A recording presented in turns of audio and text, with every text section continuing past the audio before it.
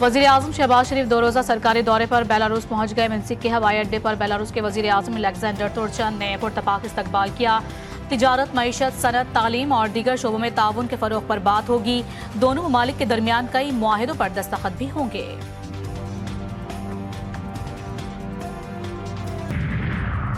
PTI रहनुमाओं को बानी PTI से मुलाकात की इजाज़त न मिलने का मामला। अपोजिशन लीडर ने एसपी सदर समेत नाके पर मौजूद पुलिस अफसरानों और एहलकारों को खबरदार कर दिया। कहते हैं आप तमाम पुलिस वालों को अदालत में पेश होना होगा। आप मुसलसल गैर कानूनी अहकामात पर अमल कर रहे हैं। आप सब के खिलाफ तौहीन अदालत की दरख्वास्त दायर करूंगा। कराची के इलाके लांडी में एक्सपोर्ट प्रोसेसिंग जोन में आतिशज़दगी। फायर ब्रिगेड की 4 गाड़ियां आग बुझाने में मसरूफ। गैर कानूनी मुकीम गैर मुल्कियों को कोई तौसी नहीं दी जाएगी। वज़ीर ममलिकत तलाल चौधरी ने बता दिया। प्रेस कॉन्फ्रेंस में बोले, कोई अफगान शहरी अब सफरी दस्तावेज के बगैर पाकिस्तान में दाखिल नहीं होगा। 30 अक्टूबर 2023 को गैर मुल्की शहरियों के इनखला की पॉलिसी तैयार की गई। पहले मरहले में उन्हें भेजा गया जिनके पास कागजात नहीं थे। मजीद कहा, मुल्क में दहशतगर्दी के वाकयात की कड़ियां अफगान शहरियों से मिलती हैं।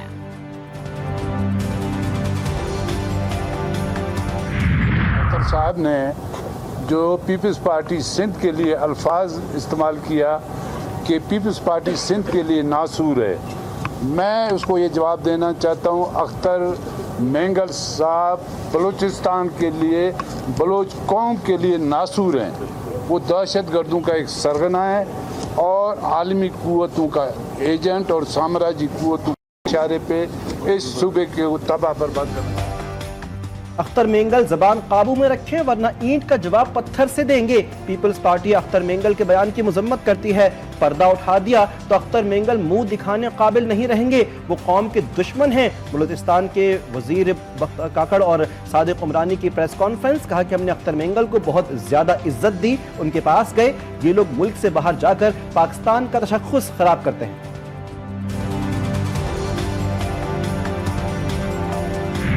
क्या मिलिट्री कोर्ट में ज्यादा सजाएं होती हैं इसलिए केसेस जाते हैं? आम अदालतों में ट्रायल क्यों नहीं चलते?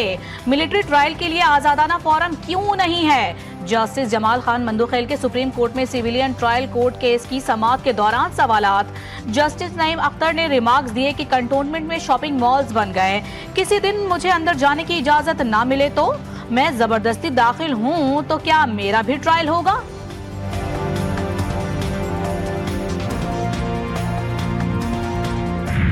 इस्लामाबाद हाई कोर्ट जजेस में इख्तलाफात शिद्दत इख्तियार कर गए। जस्टिस मोहसिन अख्तर कियानी और जस्टिस सरदार एजाज साख ने एक से दूसरे बेंच में केसेस ट्रांसफर करने पर सवालात उठा दिए। जस्टिस मोहसिन अख्तर कियानी ने कायम मुकाम सरफराज डोगर की जानिब से केस ट्रांसफर करने के अहकामात पर तनकीद की।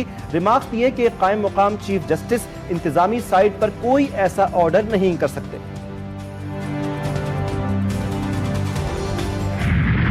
कोर्ट किसी के बाप दादा की नहीं है। ग्वादर पोर्ट पाकिस्तान की है जो 1958 में हमने पैसे दे के खरीदी है ओमान से। मैं तो कहूँगा, पता नहीं इस बात से बहुत सारे लोग बुरा मना जाएंगे, ये जो ड्यूल नेशनल हम अपने आप को कहते हैं और फिर मजदूरियाँ करते हैं, नौकरियाँ करते हैं, तो वो उसको मैं हाफ कुक कह सकता हूँ, पाकिस्तानी हाफ। गवादर पोर्ट किसी के बाप दादा का नहीं, पाकिस्तान का है। पाक फौज ने दहशतगर्दों को घर में जाकर मारा। मसाइल हल करने के लिए तमाम वसाइल बरूए कार लाएंगे। हर शख्स इदारे की बेहतरी के लिए अपना किरदार अदा करेगा।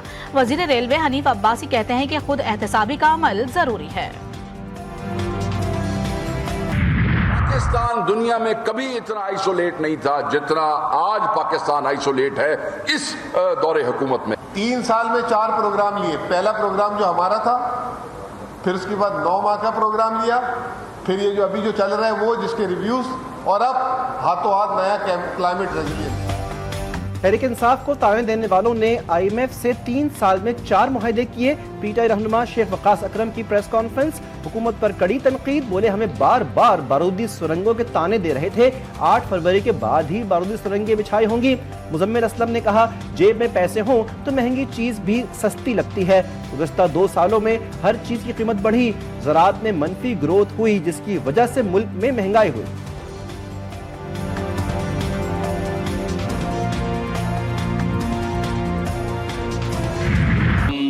पाकिस्तान के हालात को साजगार बना रहे हैं, वहीं पर कुछ अनासिर जो कि पाकिस्तान की मईशत को बेहतर और बेहतरीन नहीं देखना चाहते, वो ऐसे हालात करने की कोशिश करते हैं। अभी कराची में रात ही का वाकया है कि कुछ डंपर्स को जलाया गया। कोशिश के बावजूद आए दिन कोई ना कोई ऐसा वाकया पेश आ रहा है जिससे शहरी परेशान है। कुछ अनासिर मुल्क की मईशत को बेहतर होते नहीं देखना चाहते। गवर्नर सिंध कामरान पिसूरी का तकरीब से खिताब, कहा कि सब मिलकर मुल्क को तरक्की की राह पर गामजन कर सकते हैं। जो भी सिंध की तरक्की में हिस्सा डालेगा उसके साथ हूँ। कराची पाकिस्तान का मुआशी हब है। ट्रैफिक हादसे के बाद बदअमनी फैलाने की कोशिश की गई। उनका एजेंडा मुल्क की तरक्की रोकना है।